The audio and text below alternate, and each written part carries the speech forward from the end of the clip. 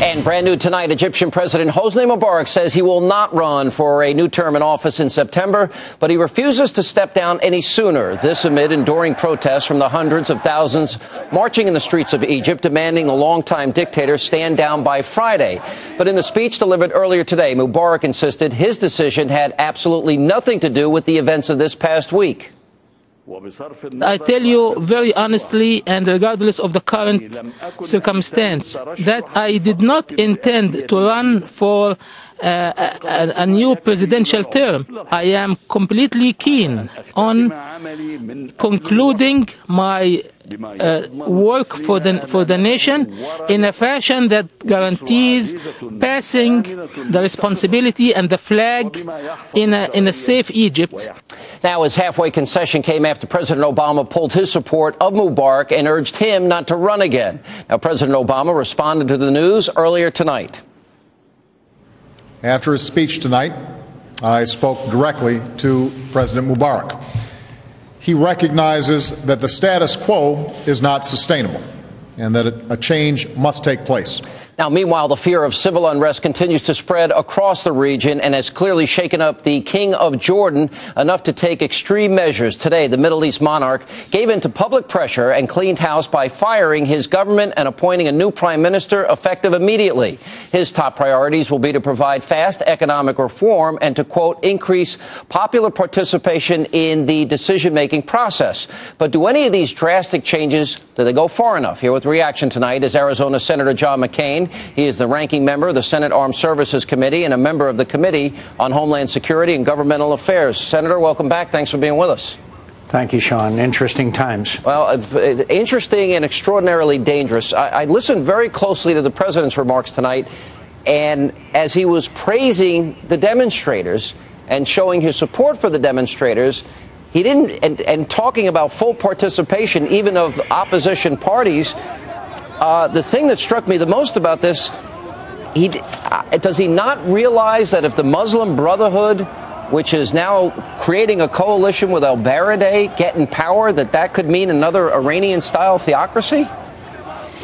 Well, first of all, al-Baradei is not a friend of the United States. Second of all, he could be a figurehead for the Muslim Brotherhood since he has no real following in Egypt. He's lived most of his life outside of Egypt. Second thing is the Muslim Brotherhood, we ought to recognize, is an organization that wants Sharia law, is tied up with Hamas, has been, is by any definition a radical Islamic organization, although they may be portraying themselves as somewhat different. And finally, now we have to make sure that a new election is free, fair, open, honest, and that radical Islamic candidates or platforms are exposed for what they are. This is a very tough time ahead. Well, my biggest concern, Senator, is the Islamic Brotherhood and al-Baradei, who you point out is not a friend of the U.S., but their motto has been from the beginning and remains today. Their objective, Allah is our objective. The Prophet is our leader. The Quran, our law. Jihad is our way. And dying in the way of Allah is our highest hope. That is their current motto. And I don't think they got involved and were fomenting this. It might have been a democratic uprising to start, but they're now fomenting this. What if they get in power? I think they're taking advantage of it. We're going to have to rely on the only respected institution, and that's the army in Egypt, to do everything possible to make sure that order is restored over time, that there is a fair, open process. The people of Egypt are very cultured, very cultivated, very sophisticated. As you know, this is the center of culture and history in the Middle East. So our efforts have to be bent to making sure that this election, like the Iranian one, is not hijacked by Islamic extremists. And that's going to be a very tough job. And by the way, I'm pleased the president has learned a lot since the demonstrators in Tehran were saying, Obama, are you with us or are you with them? And he said, he didn't want to disturb his negotiations with the Iranian Islamic Republic. A very, very big mistake back then. So he's learned a lot. I would agree with you, but I think the president had an opportunity here to stand up against Islamic extremism. Going into his speech tonight, Senator, he knew that the Muslim Brotherhood had publicly now called for war with Israel.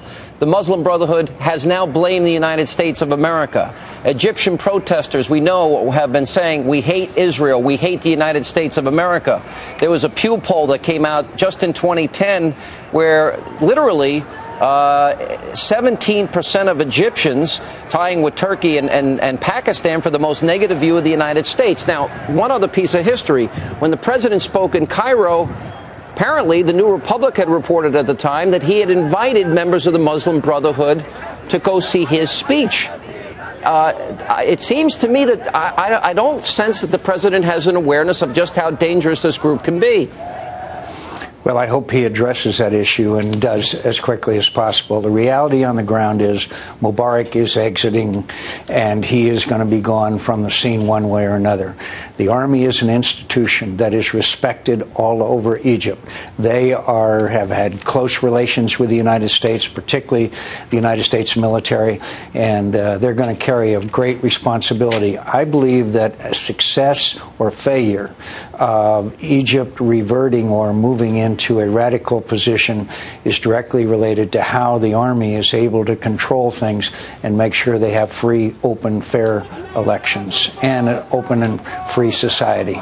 You know, if we were to come up with an analogy, and I was thinking about this today, when you look at Tunisia and Lebanon and the Muslim Brotherhood in Egypt and Jordan and all that is happening here, you know, it seems to me that if the 20th century, the Communist Party represented its very existence a threat to democracy and individual liberty and women's rights and freedom of religion, it seems to me that Islamic extremism is the 21st century threat that type of totalitarian rule posed in the last century. I agree, and I also think as long as we are dependent on oil for the health of our economy, it's going to be very vital. And I'm glad you mentioned Lebanon. Lebanon is the miner's canary in the Middle East. The government has just been hijacked by Hezbollah, a terrorist organization with thousands of rockets aimed at Israel from southern Lebanon. This is, as I said, one of the most tense, difficult, dangerous times in our history. Well, you mentioned Hezbollah in Lebanon. We've got Hamas with the Palestinians and their election. You've got the Muslim Brotherhood with ties to both radical organizations. Now their influences in not only fomenting what we've been watching in Egypt, but similarly in Jordan. What do you think about what the king is doing in Jordan? I worry about the population disparity in Jordan. As you know, 65% Palestinian, and he is a Hashemite. He is a popular leader. He has been a tremendous ally in this whole effort to preserve Israel's security and to help us in so many ways in the region that I can't even go into them. But it's in danger, too. The King of Saudi Arabia must be very, very nervous tonight. But our effort has got, as I'm being repetitious again, people do want freedom, they want democracy, they want the same, they have the same human yearnings that we do. What we have to do is play the role and help those elements within Egyptian society and those society that give people the kind of government they want. People in Iran don't like the government that has been hijacked by the Ayatollahs, and we have to, our mission is to make sure that these countries aren't hijacked by radical Islamic extremists. Would the president not have a role then, Senator, in taking a position in principle, moral authority, to tell the world that an Islamic fundamentalist state is unacceptable and that they should reject these terrorist organizations? Because I didn't hear that from him today, and I've not heard that from him throughout this crisis.